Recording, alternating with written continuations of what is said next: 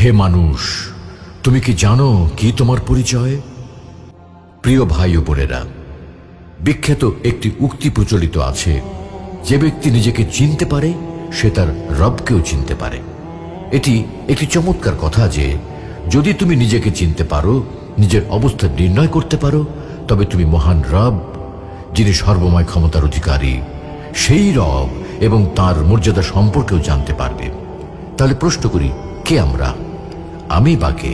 আমরা তো প্রকৃতপক্ষে সৃষ্টি, এক সমবেত সৃষ্টির অংশ মাত্র। আর আমাদের স্রষ্টা হলেন এক আল্লাহ রাব্বুল আলামিন। এক সময় আমাদের কোনো অস্তিত্বই ছিল না।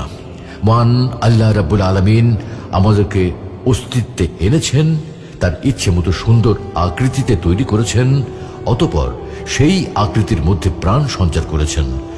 যেমন আল্লাহ তাআলা ইরশাদ করেন, অর্থাৎ মানুষের উপর এমন এক সময় অতিবাহিত হয়েছে যখন সে উল্লেখ করার মতো কোনো কিছুই ছিল না।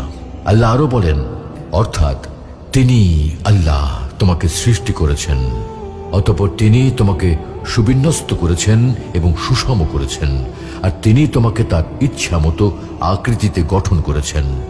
আমরা তো বাস্তবিক অর্থে অস্তিত্বহীন ছিলাম।